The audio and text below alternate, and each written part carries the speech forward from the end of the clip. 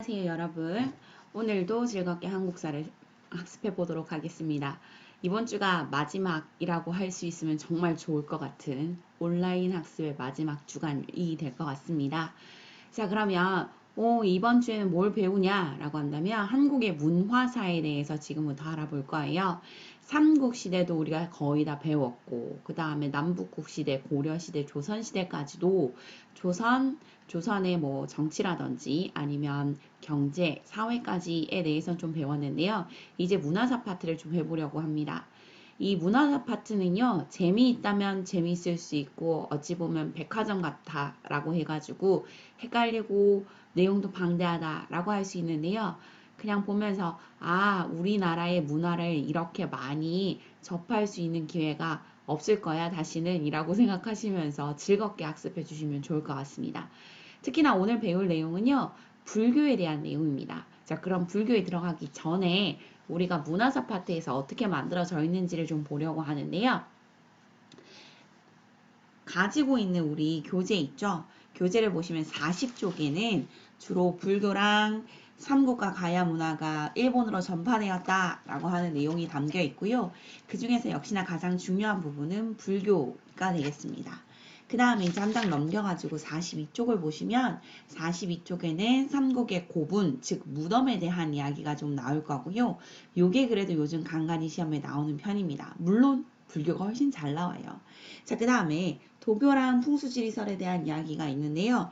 요거는 생각보다 간촐합니다. 그래서 이런 내용이 있었군. 지금은 우리가 잘 친근하게 모르는 도교이지만 풍수지리설이지만 이런 게 우리나라 옛날에는 조상들이 배웠었구나. 알고 있었구나. 향유했구나. 이렇게 봐주시면 될 것 같아요.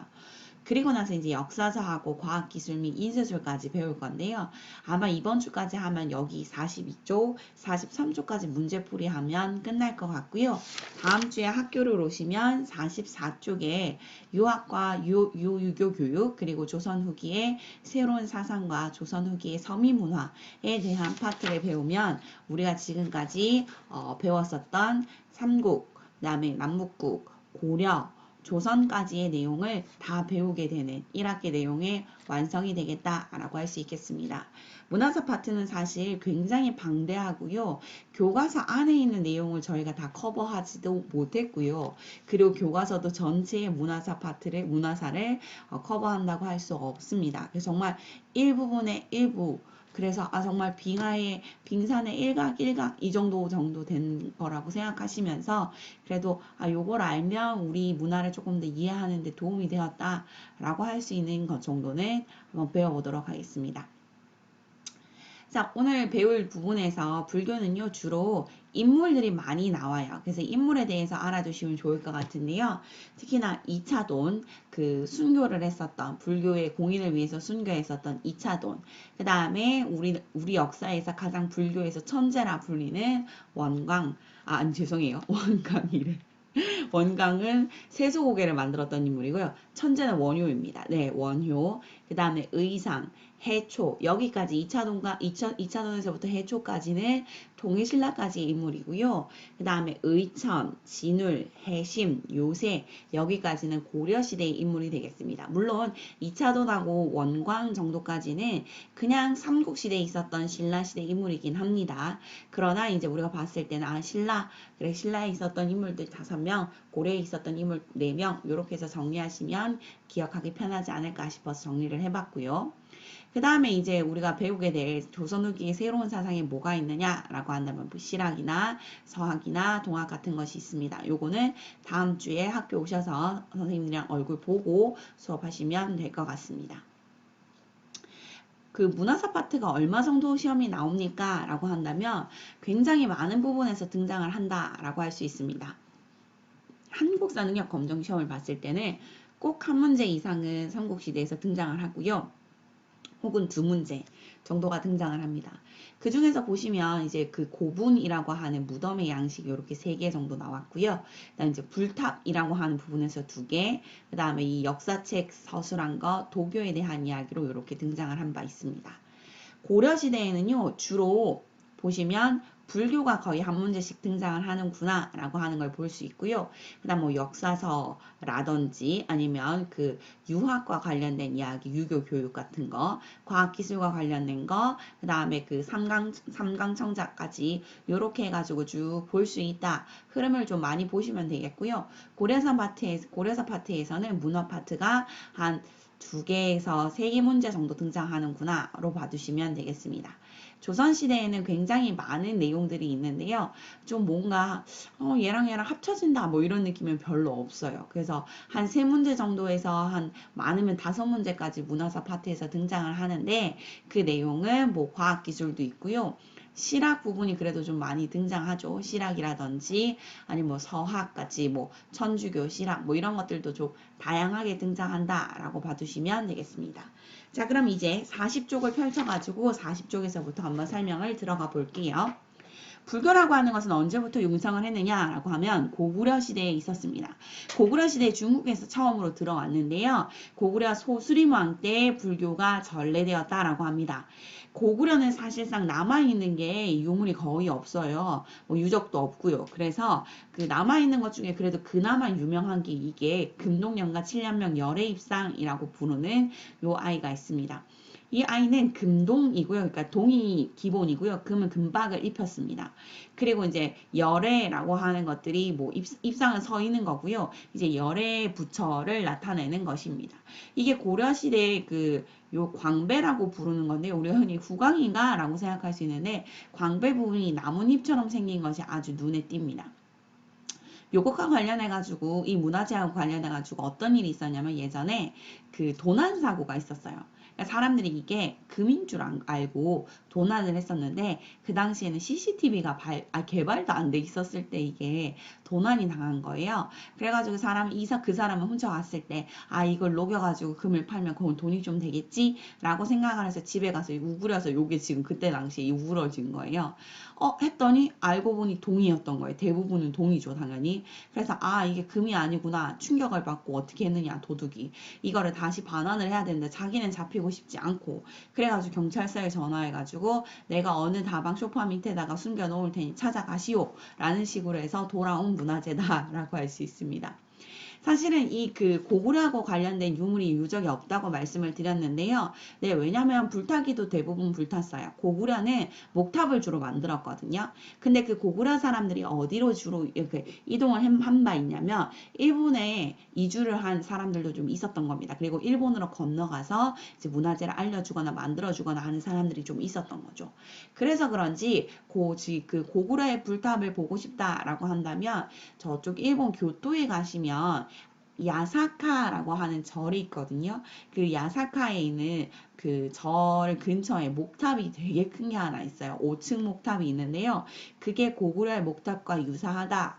그렇게 기록이 되어 있어요. 그래서 그렇구나. 이걸 제가 찍은 거라서 제 얼굴을 좀 일부러 넣어봤습니다. 고구려의 이 느낌은 이렇게 했구나, 이랬겠구나, 비슷했겠구나. 그 정도 한번 보시라고. 고구려는 내용이 별로 없어요. 그 다음에 백제 한번 가볼게요. 백제는 침묘왕 때 고구려로부터 불교를 받아들였는데요. 이제 남아있는 유물들이 한 3개 정도 유명하게, 이거 말고도 더 있어요. 유명한 게 한 3개 정도 있어요. 익산 미륵사지 석탑인데요. 몇 층인지 표시하지 않은 가닥은 무너져 내려서 몇 층인지 그 당시에 모르고요. 지금 보수를 좀 했어요. 이렇게. 네, 요것도 저예요. 요것도 접니다. 1, 2, 3, 4, 5, 6, 7, 8, 9. 9층 정도 됐겠구나. 요 정도 볼 수 있습니다. 익산에 있는 미륵사지 석탑이고요. 정림사지 5층 석탑도 제가 직접 가서 봤는데 이거 생각보다 되게 큽니다. 되게 커요. 그 다음에 이제 서산에 있는 마의 열의 삼존상 3분의 이제 부처님이 계신다라고 하고요. 마에라고 이름이 붙였다라고 하는 것은 산에 그 돌이 있잖아요. 그대로를 조각한 것을 마의상이라고 얘기합니다. 열에는 이분들을 얘기하는 거고요. 그래서 백제에는 이 정도가 있구나라고 하는 것을 봐두시면 좋겠습니다. 그래서 백제의 탑이 어떻게 구별이 가능하나요? 라고 한다면 백제는 좀 5층이나 9층 이렇게 좀 높은 걸 만들었구나. 그 정도로 구분하실 수 있을 것 같습니다. 백제가 참 멋있고 좀 화려하고요. 우아하고 그런 세련된 미를 보여주는 게 특히나 백제의 미다라고 할 수 있습니다. 그 다음 이제 삼국의 신라로 가보도록 하겠습니다. 유명하죠. 네, 이차돈이라고 하는 분이 순교함으로써 법흥왕 때 공인이 되었다라고 하는 이야기는 너무 유명합니다.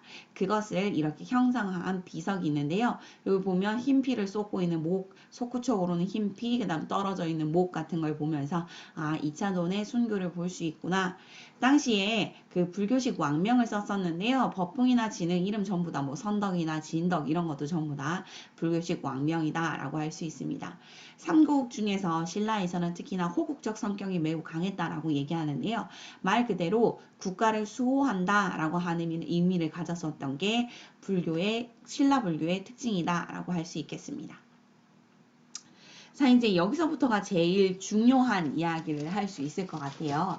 그 삼국시대든 통일신라든 고려시대든 어쨌든 불교가 주로 시험에 나오면요. 둘 중 하나의 약간 그 유형을 가져요. 첫 번째 어떤 인물이 주장한 내용은 무엇입니까? 아니면 사진을 갖다 놓을 겁니다. 그래서 이 사진이 어느 시기 것이냐라는 식으로 물어보는 게 이제 딱 유형이 두 개라고 얘기할 수 있습니다.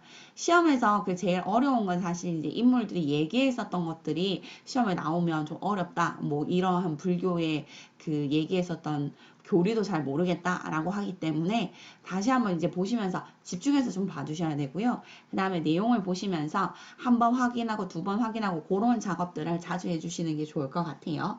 그럼 어떻게 할 것이냐? 먼저 인물들의 이야기를 싹 하고 나서요. 제가 사진을 싹 보여드리면서 정리하고 문제 풀고 그렇게 마치겠습니다. 자, 원효랑 의상에 대한 이야기를 좀 해드려야 될 것 같은데요. 이 둘은 워낙 중요한 인물입니다. 우리나라 불교사에. 네, 요렇게 얼굴이 생겼어요. 특히나 이 둘은 워낙 천재기도 했고요. 공부도 잘했고요. 이제 유학을 당나라 유학을 가서 우리 불교를 배워오자 라고 하면서 좀 많이 으쌰으쌰 했었던 인물이었던 것 같습니다. 그래서 이 둘이 어떻게 하느냐 손잡고 당나라를 유학을 하러 가는 길에 원효가 네, 그 유명한 해골물을 마시고 해골물을 마시고 뭐 어떻게 해요?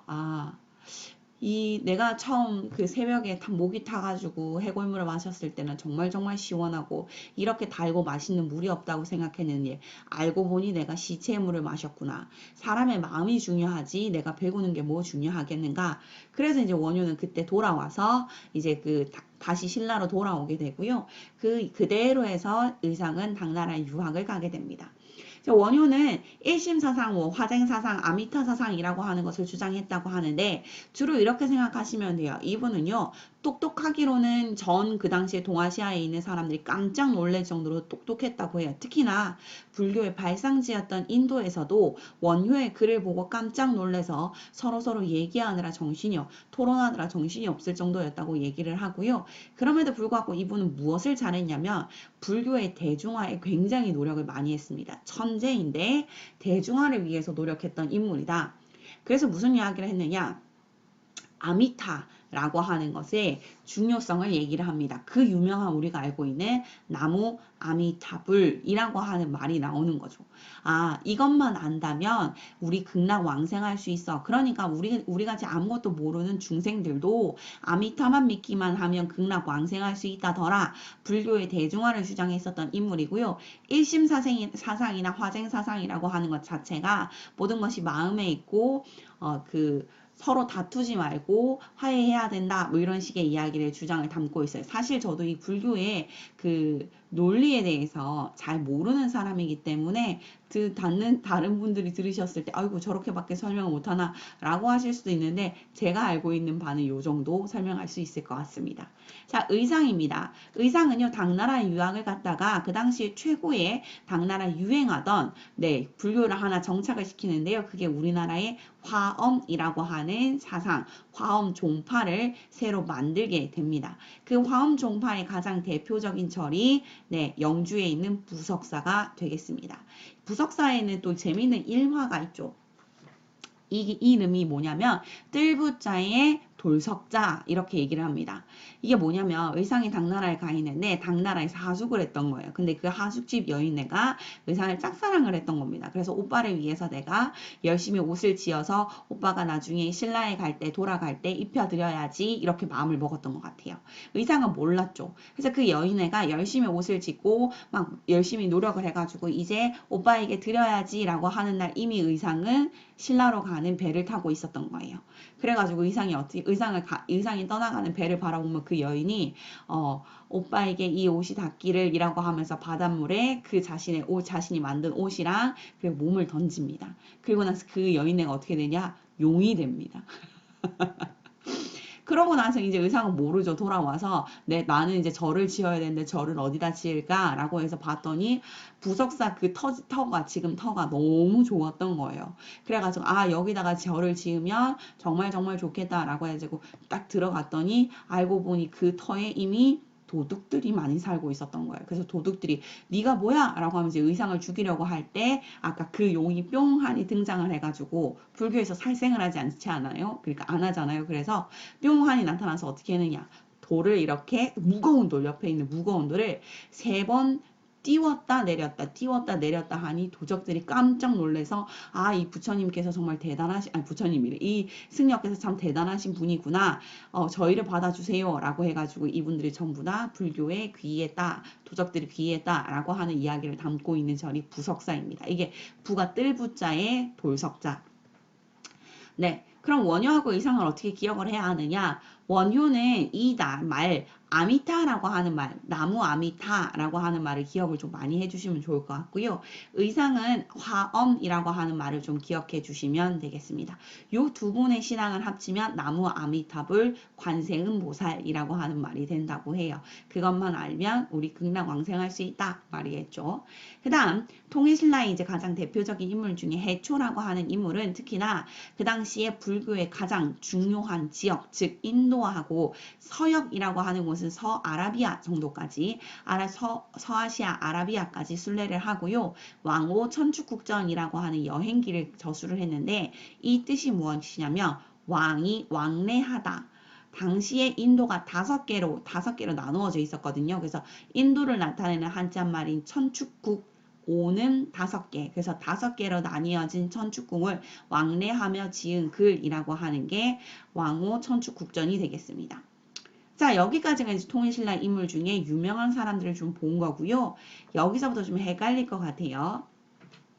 선종이라고 하는 불교가 우리나라에 들어오기 시작했습니다. 선종 불교는요, 특히나 지방 호족들이 굉장히 많이 사랑했던 불교로 알려져 있어요. 그럼 왜 이렇게 지방 호족들이 많이 사랑했느냐를 찾아보려고요. 잠시만요. 그 당시에 있었던 그 불교는요, 교종이 주로였어요. 교종은 교리를 공부하던 거니까 한자도 알아야 되고 인도에서 쓰던 산스크리트어도 알아야 되고 공부할 내용이 많았던 거예요. 그러니까 지방 호족들 같이 공부하기 싫어하고 그 당시에 뭐 무술이나 꽤나 쓰던 이런 사람들에겐 너무 먼 종교가 교종 종교였던 겁니다. 교종 불교. 그래서 이때 당시에 무엇이 유행했다? 선종 불교가 유행하게 된 까닭도 그 유행인데요. 왜냐? 선종 불교는요, 직관을 중시합니다. 직관이라고 하는 것은 이렇게 엉클어진 우리가 봤을 때 실을 하나씩 뽑아서 예쁘게 교리를 공부해야 될 것 그런 것들을 한 방에 쫙 꿰뚫어 보는 그래서 직관을 중시하는 그런 것들이 우리가 흔히 알고 있는 그 선종 불교의 중심 직관입니다. 그러니까 선종 불교는 무엇을 하지 않아도 된다. 교리 공부를 열심히 하지 않아도 되는 것처럼 느껴졌던 거죠. 네. 그래서 그 선종 불교는 누가 만들었느냐라고 한다면 달마라고 하는 사람이 만들었다고 알려져 있습니다. 혹시 이렇게 생긴 사람 많이 보지 않으셨어요? 왼쪽에? 네. 달마 대사가 만들었다라고 알려져 있고요. 그 선종 불교에서는 특히나 제일 중요하게 생각하는 게 명상하듯이 참선하는 것. 계속 하나에 계속 관심을 가지면서 그것에 대해서 생각하는 것, 그걸 화두라고 부르거든요. 계속 생각하면서 내가 어떻게 살아가야 할까, 하나를 계속 중심에서 놓고 생각하는 그러한 것들이 선종 불교에서 유행하기 시작했구나. 그런 것들을 누가 좋아했다? 네, 지방 호족들이 좋아했다. 그래서 선종 불교가 유행하게 되었다라고 하는 거고요.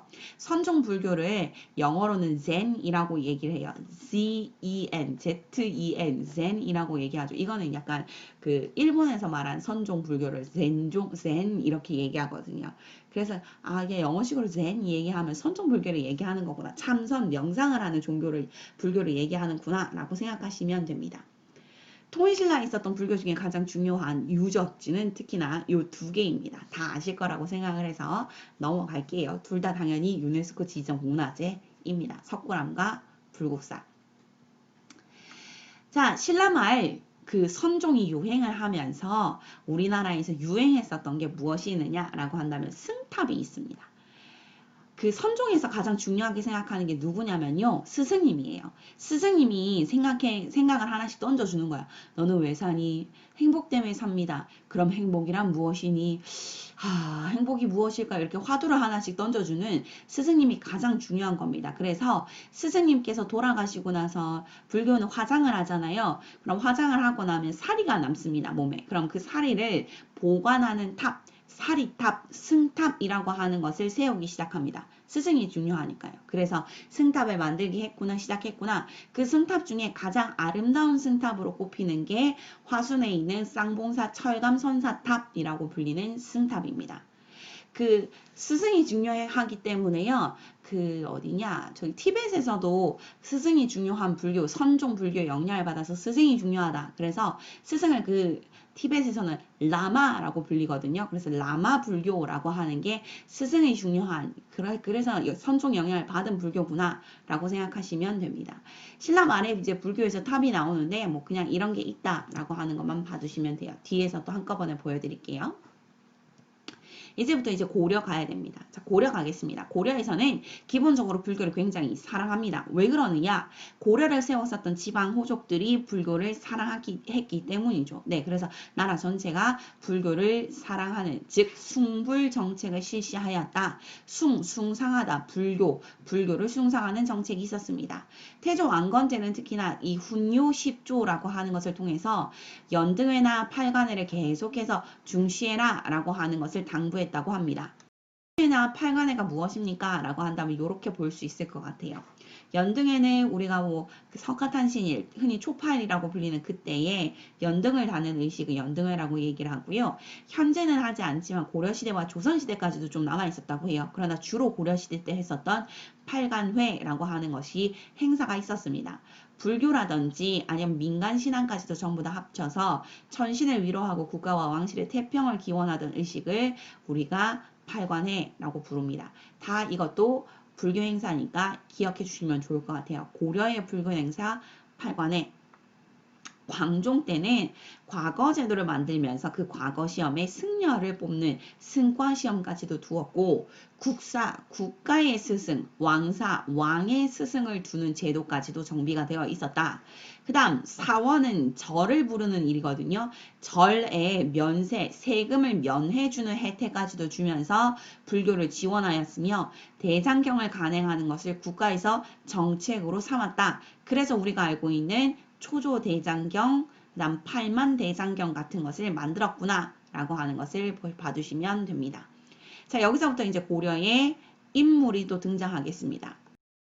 고려의 인물 중에서 의천이라고 하는 사람은 굉장히 재미있는 분이지요.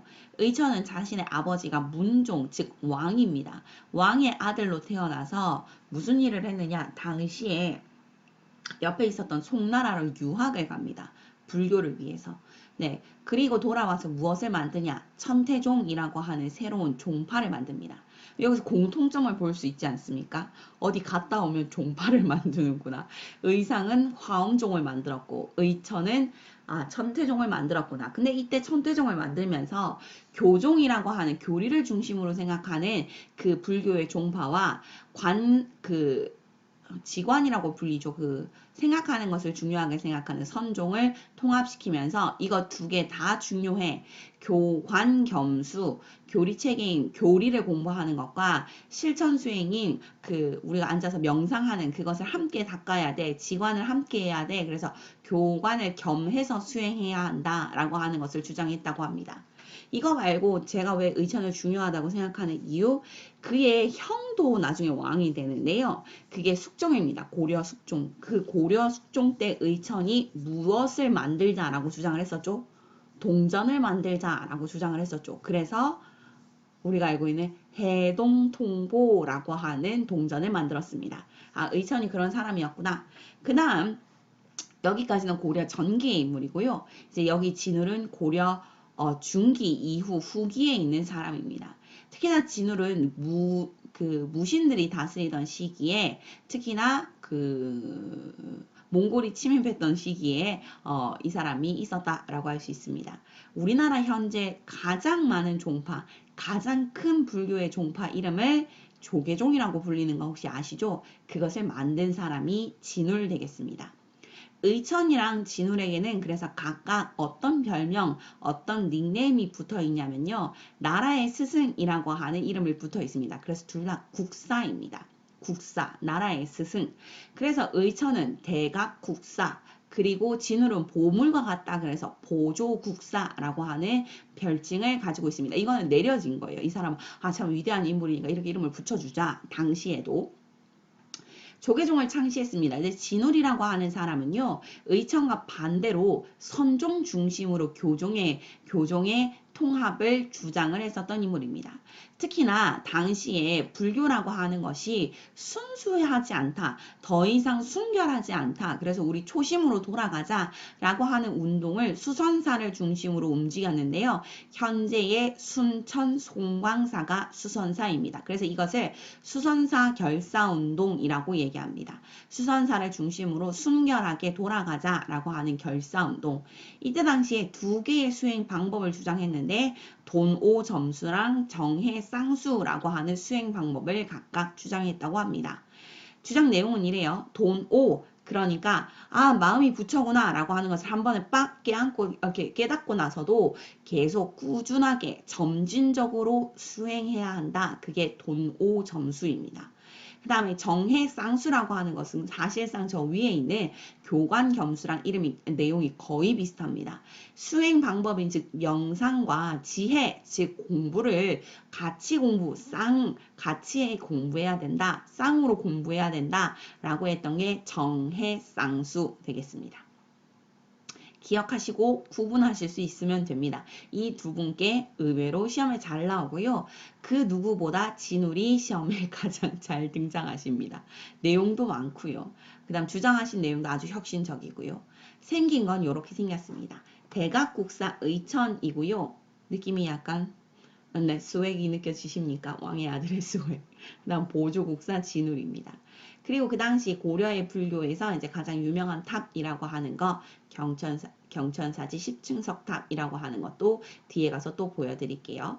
그 다음에 불교에 이제 인물 2명 남았습니다. 아이쿠. 제가 왜 아이쿠 했냐면 해심인데 해초를 쳐놔가지고 제가 깜짝 놀랐습니다. 해심입니다. 이름이 헷갈리죠. 의천이니 의상이니 뭐 이런 사람들 굉장히 헷갈리죠. 한꺼번에 정리를 또 할 시간이 있을 것 같아요.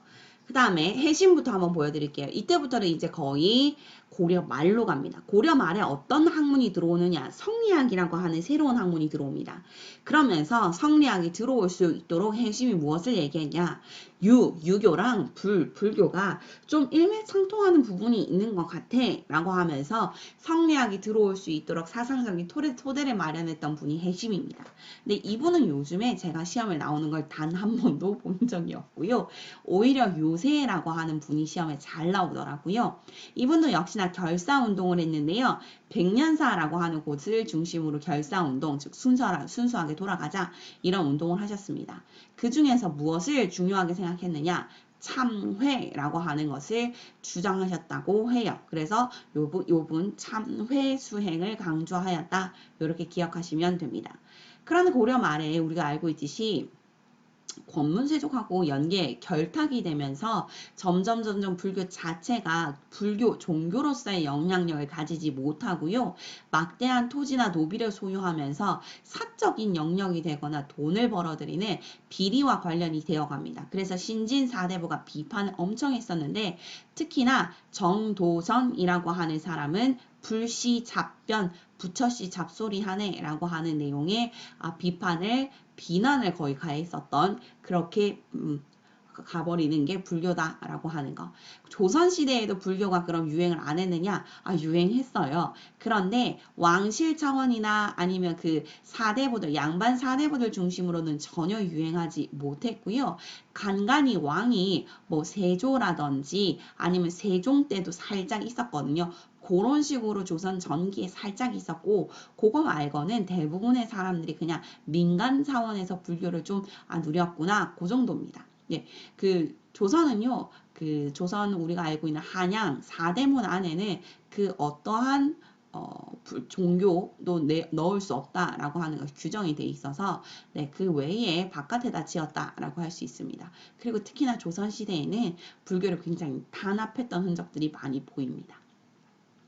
자, 그럼 지금부터 한번 탑을 좀 볼 건데요. 탑 보기 전에 잠시 정리 한번 해보겠습니다. 그럼 한 장에다 정리를 한번 해보면 이렇습니다. 불교에는 인물들이 되게 중요하게 잘 나온다고 말씀드렸었죠. 그래서 인물들을 좀 보자면 이래요. 삼국시대 1심 사상을 주장하고 화쟁 사상을 주장했었던 인물은 누구였죠? 네, 원효입니다. 자, 원효가 불교 대중화를 하기 위해서 이 사상을 들고 들어왔다라고 하는데 나무 땡땡땡 아불 뭐였죠? 아미타라고 하는 이야기를 했었죠. 나무 아미타불 관세음보살 할 때 그가 아미타. 그래서 아미타를 믿어라 라는 이야기를 했었다고 했죠. 그 다음에 당나라 유학을 갔다가 화엄종이라고 하는 것을 들고 들어왔었던 사람. 그 유명한 의상이라고 하는 인물이었구나 라고 봐두시면 되겠습니다. 그 다음 해초가 인도랑 서아시아를 서아시아 옛날엔 서역이라고 불렀거든요. 서쪽 지방을 여행을 하고 돌아와서 쓴 책 이름 왕오 천축국전. 그 다음에 지방 호족들의 지원을 받았었던 불교, 네, 선종 불교 이렇게 이야기를 했습니다. 그 다음 고려시대에는 천태종이라고 하는 것을 주장했었던 인물이 있었죠. 네, 천태종을 만들었던 의천, 그 사람이 어떤 수행 방법을 주장했었더라. 그렇지. 교관겸수라고 하는 것을 주장했었죠. 이거 말고 이 사람 중요한 사상은 아니죠. 중요한 것이 무엇이 있었다. 이 사람의 형이 고려 숙종이었는데 그 사람 때 동전이 중요해. 형 이거 만드는 게 어때? 그래서 주전 도감이라고 하는 것을 만들었고 그 결과 해동통보라고 하는 동전을 만들었다더라. 진울이라고 하는 사람은 조계종을 만들었고 돈오점수와 정해쌍수라고 하는 수행 방법을 주장했을 뿐만 아니라 순천 송강사에 있는 이곳에서 결사운동을 했다더라. 그렇지. 수선사 결사운동을 주장했다더라. 해심은 유교랑 불교랑 함께 일치하는 어떠한 맥락이 있는 것 같아 성리학에 들어올 수 있었던 기반을 마련해 주었고 백년사에서 결사운동을 했었고 참회수행을 주장했었던 인물 요세라고 하는 사람이 있었다. 그 외에도 이차돈과 원광과 자장이라고 하는 사람이 있는데요. 원광은 세속 5개, 즉 화랑도를 만들었다. 화랑도에서 가장 중심이 되는 사상을 만들었던 분이고요. 자장은 조금 이따 설명을 해드리도록 하겠습니다. 이분들 다 승려예요. 자, 그러면 다시 돌아가서 가겠습니다. 지금부터 탑들 불교하고 관련되어 있는 것들을 좀 정리를 해볼게요. 고구려는 남아있는 탑이나 절이 없죠. 그러니까 남아있는 게 백제의 익산 미륵사지랑 정림사지 5층 석탑이 있다더라. 그런데 이게 원래는 이런 식으로 복원되기 전에 이랬는데요. 이게 일제강점기에 일본이 여기다 시멘트를 바르면서 보수를 이렇게 해서 그래요. 그래서 그거를 우리가 지금 이렇게 바꾸었다, 복원했다더라 라고 하는 것을 보여드린 바 있습니다. 신라에서는 황룡사라고 하는 것이 있었는데요. 이것도 정리를 지금부터 한번 해볼게요. 아까 말씀드렸듯이 자장이라고 하는 사람이 여기에 등장을 해요.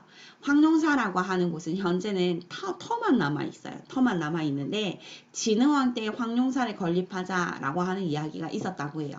이제 그게 일화인데요. 진흥왕 때 궁을 만들기 위해서 이곳저곳을 이렇게 파헤치고 그리고 이제 건립하고 있는 중에 어디 지역에서 황룡이 등장했대요. 어디야? 그랬더니 우리가 지금 궁을 짓는 그곳이요. 그러면 이거 부처님께 드리자라고 해가지고 그때 당시에 황룡사라고 하는 절을 지었다고 해요. 그리고 나서 이제 선덕여왕 때 좀 시간이 지났죠. 좀 지나거나 선덕여왕 때 자장이라고 하는 사람이 승려죠. 이제 스님이 여기다가 탑을 하나 지어야 할 것 같다. 이 탑을 짓는다면 그 전 세계가 그 당시 전 세계라고 하는 게 뭐 중국이나 일본 정도겠죠. 전 세계가 우리나라에게 굉장히 뭐 어떠한 존경을 할 것이다. 뭐 이런 식의 예언을 했다고 해요. 그래서 그때 당시에 이제 구층 목탑이라고 하는 것을 지었고요. 이게 몽골이 침입을 할 때 크게 불에 타가지고 현재는 남아있는 게 없다. 그래서 우리가 이제 아까 모형을 이렇게 보여드렸다라고 말씀을 드렸습니다.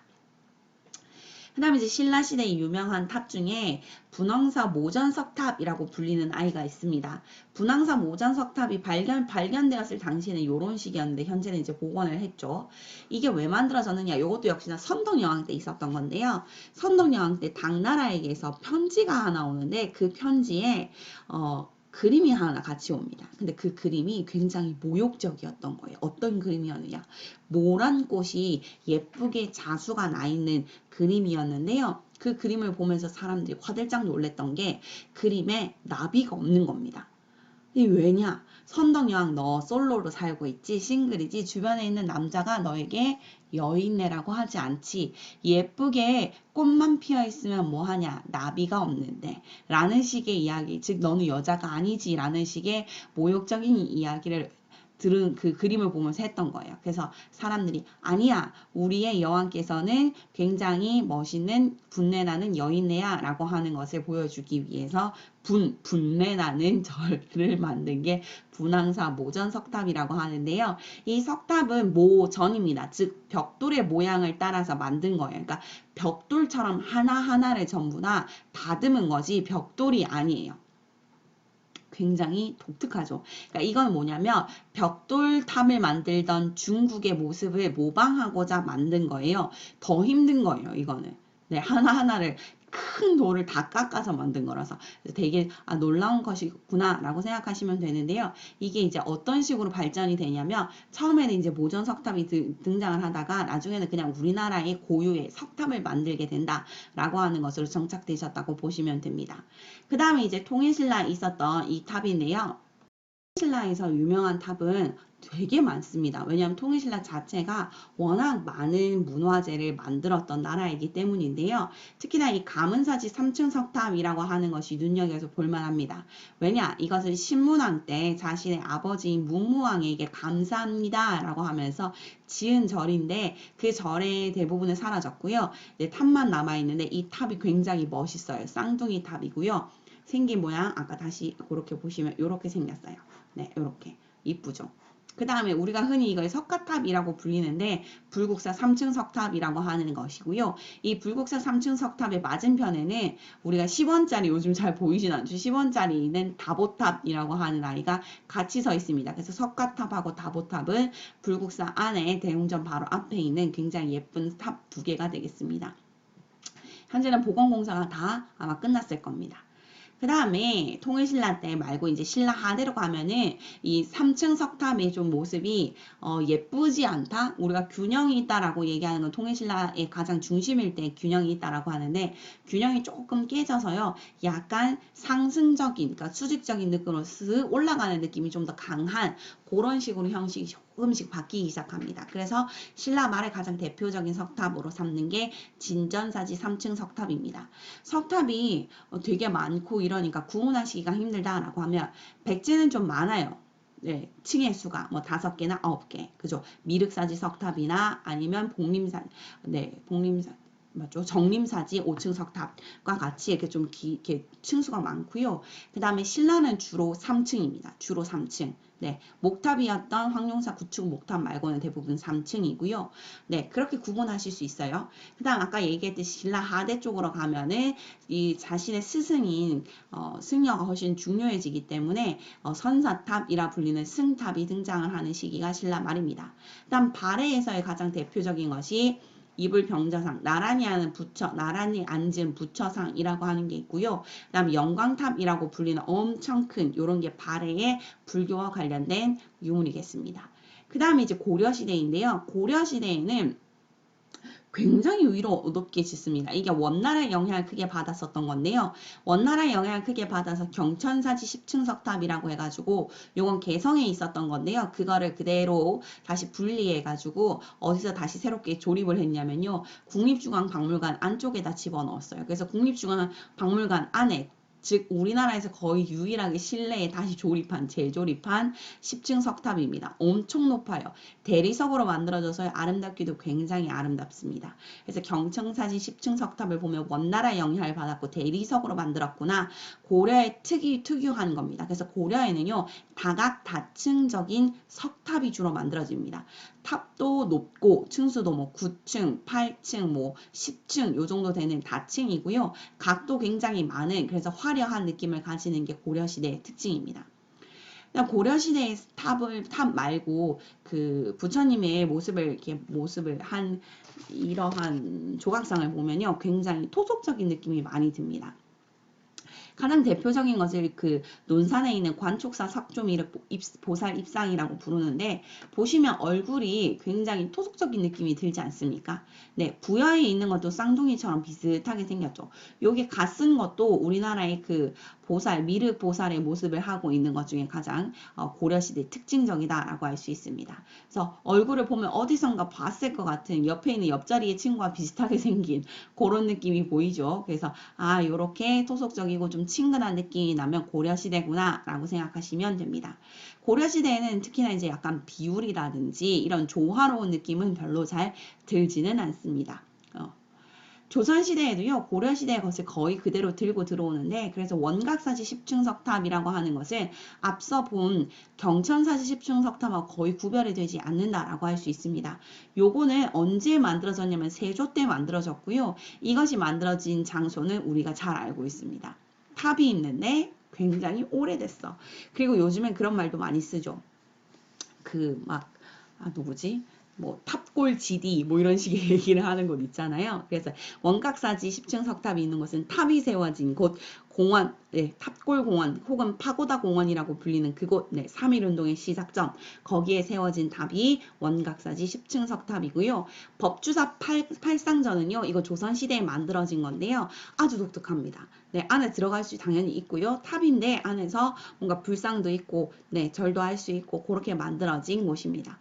그래서 요 두 개를 기억하시면 조선시대에도 그래 우리가 불교가 영 망하진 않았구나. 그래도 사람들이 굉장히 사랑했던 종교구나 라고 하는 것을 볼 수 있습니다. 네, 이제 문제를 좀 풀어볼 건데요. 힘들죠?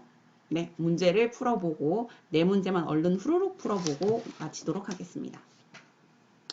10번 가에 들어갈 문화유산으로 오른 것은 삼국시대의 탑입니다. 국보 30% 현재 남아있는 신라 석탑 중에 가장 오래된 거 돌을 벽돌 모양으로 다듬어 쌓았다는 것이 특징이며 선동양 3년에 건립된 것으로 추정된다. 맞다. 뭐였지? 모전석탑이라 불렸던 거예요. 그럼 몇 번일까요? 네, 정답은 4번 되겠습니다. 1번은 발의 영광탑을 얘기하는 거고요. 2번은 백제의 정림사지 5층 석탑.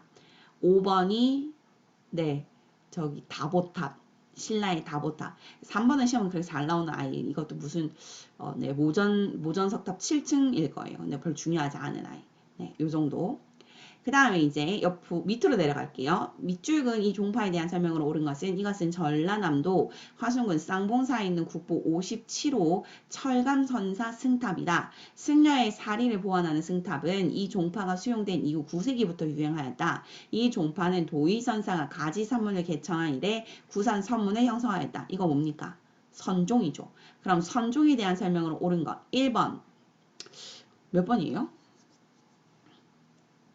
1번 동경대전을 경전으로 삼았다. 이것은 동학에 대한 설명입니다. 나중에 천도교로 바뀌는 동학에 대한 설명.